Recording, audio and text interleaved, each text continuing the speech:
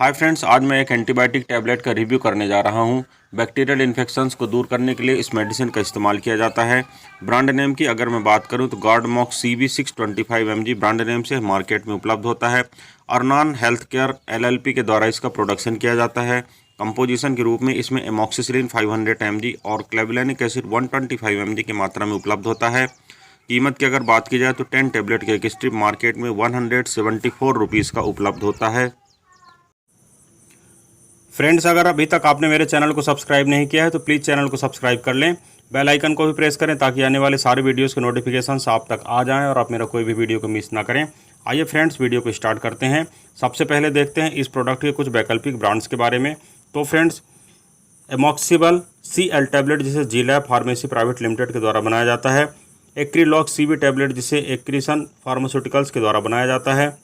Moxikind CB tablet जिसे Mankind pharma limited के द्वारा बनाया जाता है। क्लेविकैट CB टैबलेट जिसे cattle health care private limited के द्वारा बनाया जाता है। और क्लेवम 625 टैबलेट जिसे अल्केम लेबोरेटरीज लिमिटेड के द्वारा बनाया जाता है। फ्रेंड्स, मार्केट में मिलने वाली है कुछ अन्य ऐसे वैकल्पिक ब्रांड्स हैं जो सेम कंपोजिशन के साथ उपलब्ध होते हैं और आप इस मेडिसिन के न मिलने की स्थिति पर भी इस मेडिसिन को परचेस करके अपना काम चला सकते हैं और सेम इफेक्ट को प्राप्त कर सकते हैं। आपको रिजल्ट सेम मिलता है, केवल ब्रांड नेम का डिफरेंस होता है, बाकी इसके अंदर का जो मॉलिक्यूल या जो साल्ट होता है वह सेम होता है। आइए फ्रेंड्स, अब देखते हैं इस मेडिसिन के जो प्रमुख इस्तेमाल होते हैं। तो जैसा मैंने पहले आपको बताया है, यह जो प्रोडक्ट होता है यह एक एंटीबैक्टीरियल मेडिसिन होती है और बैक्टीरिया के कारण होने वाले जितने भी इन्फेक्शंस होते हैं, चाहे वह इन्फेक्शन सॉफ्ट टिश्यू का हो, रेस्पिरेटरी ट्रैक्ट का हो, डाइजेस्टिव ट्रैक्ट का हो या यूरोजेनाइटल ट्रैक्ट का हो या किसी अदर टाइप का जो इन्फेक्शंस होता है, अगर बैक्टीरिया के कारण होता है तो आप इस मेडिसिन के इस्तेमाल करने से उस बैक्टीरियल इन्फेक्शन को कम्बैट कर सकते हैं अगर उसका इंडिकेशन प्रॉपरली मिल रहा है तो। हालांकि आपको इसका सेल्फ यूज़ नहीं करना है, डॉक्टर के एडवाइस पर ही मेडिसिन का इस्तेमाल करना है। फ्रेंड्स, अब देखते हैं इस मेडिसिन के कुछ कॉमन जो साइड इफ़ेक्ट होते हैं उनके बारे में। तो फ्रेंड्स, इसके कॉमन साइड इफ़ेक्ट के रूप में वॉमिटिंग, नोजिया और डायरिया इत्यादि इसके कुछ कॉमन साइड इफ़ेक्ट के रूप में देखे गए हैं। कई पेशेंट्स को इस मेडिसिन को देने के दौरान डायरिया होता है, यह एक इसके कॉमन साइड इफ़ेक्ट के रूप में भी है। जनरली लोगों को इस प्रकार का साइड इफ़ेक्ट देखने को मिलता है। किसी किसी व्यक्ति में पेट कड़ा हो जाता है, यानी कॉन्स्टिपेशन भी किसी किसी को नोटिस किया गया है इस टैबलेट को देने के पश्चात। आइए फ्रेंड्स, अब देखते हैं इस मेडिसिन का इस्तेमाल कैसे करना चाहिए।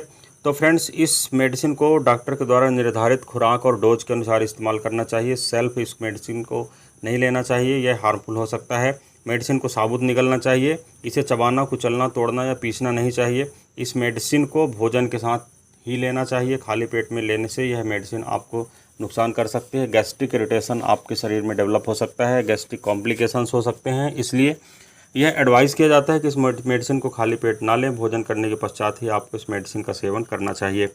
आइए फ्रेंड्स, अब देखते हैं कि यह मेडिसिन कार्य कैसे करती है। तो फ्रेंड्स, मैंने आपको पहले ही बताया है इसके कंपोजिशन के सेक्शन में, यह मेडिसिन जो है तो दो मेडिसिन का एक कॉम्बिनेशन होता है। इसमें एमॉक्सिसिलिन और क्लेवुलानिक एसिड होता है। एमॉक्सिसिलिन मैंने आपको पहले ही बताया है, यह एक चूँकि एक एंटीबायोटिक टैबलेट है, इसलिए इसमें एमॉक्सिसिलिन एज ए एंटीबायोटिक के रूप में इसमें पाया जाता है। यह जो बैक्टीरियल का जो कवरिंग होता है उसको नहीं बनने देता, उसकी जो सेल वॉल होती है उसका फॉर्मेशन से रोकता है, उसको डिस्ट्रॉय करता है, जिसके कारण बैक्टीरिया सर्वाइव नहीं कर पाता है और बैक्टीरिया मर जाता है और धीरे धीरे आप अपने लक्षणों में राहत महसूस करते हैं।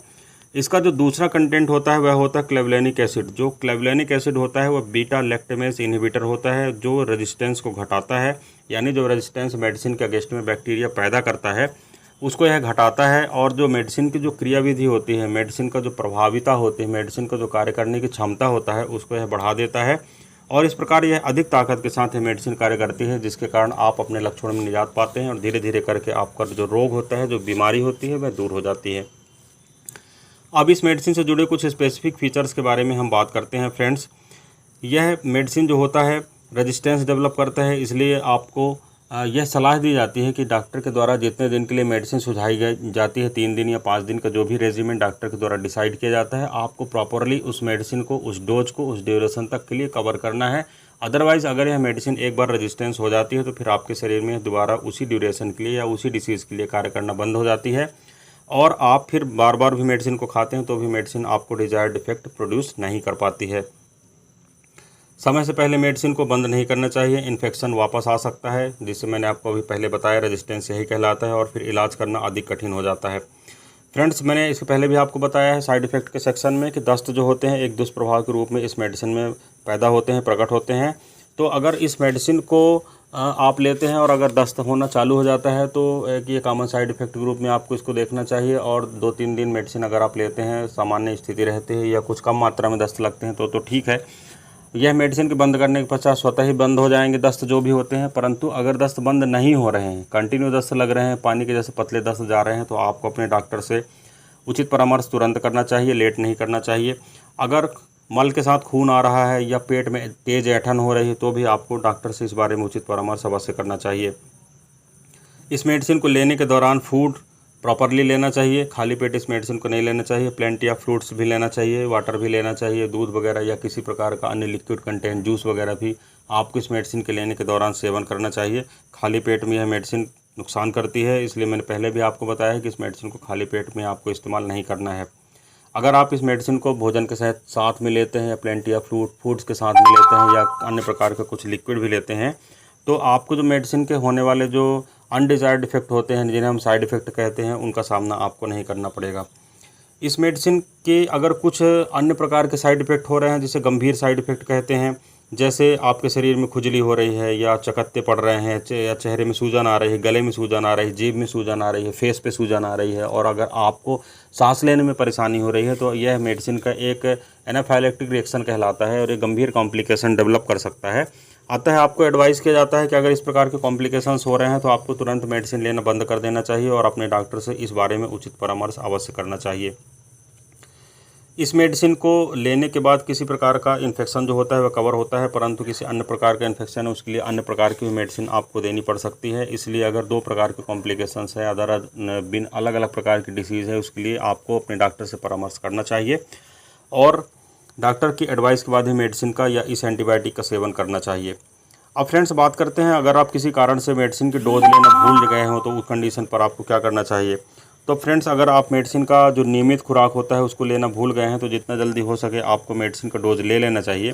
परंतु अगर मेडिसिन का नेक्स्ट डोज का समय हो गया हो तो फिर आपको डबल डोज नहीं करना चाहिए, यानी डबल डोज आपकी कॉम्प्लिकेशंस को बढ़ा सकता है, दुष्प्रभाव को बढ़ा सकता है। डबल डोज आपके लिए अधिक हितकर नहीं होता, बल्कि आपके शरीर में वह कॉम्प्लिकेशंस को बढ़ा सकता है। इसलिए एक प्रॉपरली अगर टाइम नहीं बचा है आपके पास, नेक्स्ट डोज का अगर टाइम हो गया है तो आपको मेडिसिन को क्विट कर देना चाहिए और छूटी हुई डोज को छोड़कर जो प्रॉपरली नेक्स्ट टाइम वाला जो डोज है उसको आपको कंटिन्यू करना चाहिए। अब फ्रेंड्स देखते हैं इस मेडिसिन से जुड़े हुए कुछ स्पेसिफिक फीचर्स के बारे में या सेफ्टी फीचर्स के बारे में देखते हैं। तो फ्रेंड्स अगर आप इस मेडिसिन का सेवन कर रहे हैं तो उस दौरान आपको अल्कोहल का सेवन नहीं करना चाहिए, हार्मफुल हो सकता है, हानिकारक हो सकता है। अगर आप गर्भावस्था में हैं या स्तनपान करा रहे हैं तो आपको इस बारे में डॉक्टर से सलाह लेनी चाहिए। हालांकि यह मेडिसिन इस दौरान सेफ़ है, फिर भी आपको डॉक्टर से उचित परामर्श अवश्य करना चाहिए। इस मेडिसिन को लेने के दौरान आपका जो सेंस होता है वह थोड़ा बहुत डिस्टर्ब होता है, इसलिए कोई भी ऐसा कार्य ना करें जिसमें मेंटल कंसंट्रेशन की आवश्यकता पड़ती है, मानसिक एकाग्रता की आवश्यकता पड़ती है। किसी भी प्रकार की ड्राइविंग करना या किसी भी प्रकार का मानसिक जो वर्क होता है आपको प्रभावित कर सकता है, इसलिए आपको इस बारे में बचना चाहिए। किडनी और लीवर रोग से जुड़ी किसी भी प्रकार की समस्या का अगर आप सामना कर रहे हैं तो आपके लिए सलाह दी जाती है को आपको सावधानी बरतना चाहिए, सावधानी पूर्वक मेडिसिन का इस्तेमाल करना चाहिए। इसके जो सारे फीचर्स मैंने आपको बताए हैं उनका पालन करना चाहिए, डॉक्टर की भी एडवाइस लेना चाहिए और आपको सावधानी पूर्वक मेडिसिन का इस्तेमाल करना चाहिए ताकि किसी प्रकार के हिपेटोटॉक्सिक या जो रीनल की टॉक्सिसिटी होती है वह डेवलप ना होने पाए, किसी प्रकार के आपके जो कॉम्प्लिकेशंस होते हैं लीवर और किडनी संबंधित वह बढ़ने ना पाएँ। फ्रेंड्स अब देखते हैं कि इस मेडिसिन से जुड़े कुछ प्रश्न होते हैं जो लोगों के द्वारा पूछे जाते हैं कि इस मेडिसिन को किस किस मामलों में इस्तेमाल किया जाता है। तो हालांकि मैंने पहले आपको बता दिया है कि जिस जिस सिस्टम पर इस मेडिसिन का इस्तेमाल जनरली होता है, फिर भी आप इस मेडिसिन को टॉन्सिलाइटिस के केस में ले सकते हैं, साइनोसाइटिस के केस में ले सकते हैं, ओटाइटिस मीडिया जो कान का इन्फेक्शन होता है उसके लिए ले सकते हैं, श्वसन तंत्र के इन्फेक्शन के लिए ले सकते हैं, मूत्रपथ का जो इन्फेक्शन होता है, पेशाब नली में होने वाला, जनन सिस्टम का होने वाला किसी प्रकार का कॉम्प्लिकेशन होता है तो आप इस मेडिसिन को ले सकते हैं। फोड़े फुंसी अगर आपके शरीर में हो रहे हैं उस कंडीशन पर भी आप इस मेडिसिन को ले सकते हैं। सेलुलाइटिस अगर आपको है तो आप उस कंडीशन पर ले सकते हैं। घाव का संक्रमण हो रहा है, सेप्सिस की कंडीशन डेवलप हो रही है तो भी ले सकते हैं। हड्डी का संक्रमण हो रहा है, मुंह के अंदर होने वाला किसी प्रकार का इन्फेक्शन है, उस कंडीशन पर भी आप इस मेडिसिन को ले सकते हैं। साथ ही साथ अगर दवा को जो संक्रमण होता है जो जीवाणु के द्वारा पैदा किया जाने वाला जो संक्रमण होता है उसे नष्ट करके यह आपको रिलीफ पहुंचाती है। अब इसके कॉमन जो साइड इफ़ेक्ट होते हैं वह मैंने, हालांकि आप कॉमन साइड इफ़ेक्ट के सेक्शन में मैंने आपको बताया है, फिर भी आपको यह दस्त पैदा कर सकता है, मितली आ सकती है, जी मिचलाना हो सकता है, उल्टी हो सकता है, त्वचा पर दाने हो सकते हैं, एलर्जिक रिएक्शंस हो सकते हैं। कुछ दुर्लभ प्रकार के जो साइड इफ़ेक्ट होते हैं जो मैंने बीच में आपको शेयर किए हैं कि चेहरे पर सूजन आ जाना, सांस लेने में परेशानी होना, बहुत ज़्यादा घबराहट होना, ये लक्षण भी हो सकते हैं। अगर ये हो रहा है तो जल्दी से जल्दी आपको अपने चिकित्सक को सूचित करना चाहिए एवं उचित परामर्श करना चाहिए। फ्रेंड्स, अब एक बात मैं आपको और बता देना चाहता हूं कि अगर एमॉक्सिसिलिन या क्लेवलेनिक एसिड आपकी कोई ऐसी पुरानी हिस्ट्री है जिसमें आपको खुद पता है कि इस मेडिसिन को लेने से आपको कभी रिएक्शन हुआ था, तो आपको इस बारे में डॉक्टर को बताना चाहिए, और अगर किसी प्रकार का कोई कॉम्प्लिकेशन होता है तो आपको इस मेडिसिन का सेवन नहीं करना चाहिए। फ्रेंड्स, इस मेडिसिन को यूज़ करने से पहले आपको इसका एक्सपायरी डेट चेक कर लेना चाहिए। मेडिसिन का डायरेक्शन फॉर जो यूज का एक सेफ्टी पैम्पलेट होता है, उसे रीड करना चाहिए। एक्सपायरी डेट को तो आप ख़ास तौर से चेक करें। जिस पैक में यह मेडिसिन आई है उसी पैक में आपको सुरक्षित रखना चाहिए। सूर्य के प्रकाश के नज़दीक नहीं रखना चाहिए, बच्चों की पहुंच से दूर रखना चाहिए। पैक या लेबल पर जो उल्लेखित निर्देश है उनका पालन करना चाहिए। अगर मेडिसिन एक्सपायर हो चुकी है, आपके घर में रखे तो उस मेडिसिन का इस्तेमाल नहीं करना चाहिए। अप्रयुक्त दवा का निपटान करना चाहिए प्रॉपरली, जिस तरीके से गाइडलाइन होती है। और आपको सुनिश्चित करना चाहिए कि पालतू जानवरों, बच्चों या अन्य लोगों के द्वारा इस मेडिसिन का सेवन नहीं किया गया है। तो फ्रेंड्स, ये जो सारी जानकारी है, सारा जो विवरण मेरे द्वारा बताया गया है, ये केवल आपकी जानकारी के लिए है। किसी भी स्थिति में वीडियो के आधार पर सिर्फ मेडिसिन का सेवन न करें, यह हानिकारक हो सकता है। अगर आपको मेरे द्वारा जो अभी मैंने वीडियो में बताया है, कुछ अगर प्रॉब्लम्स हो रही है, परेशानी हो रही है, तो भी आपको डॉक्टर से परामर्श करना है, उसके पश्चात ही मेडिसिन का सेवन करना है। सिर्फ मेरे वीडियो के आधार पर सेवन करना मेडिसिन का घातक हो सकता है, आपके लिए हानिकारक हो सकता है, किसी भी प्रकार की साइड इफ़ेक्ट का सामना आपको करना पड़ सकता है। अतः यह डिज़ायर्ड है कि आप अपने डॉक्टर से उचित परामर्श करें, इसके पश्चात ही मेडिसिन का सेवन करें। फ्रेंड्स, इस वीडियो में बस इतना ही। किसी अन्य अच्छे हेल्थ रिलेटेड इश्यू के साथ आपसे फिर मुलाकात करता हूँ। तब तक के लिए गुड बाय। आपका दिन शुभ हो। जय हिंद।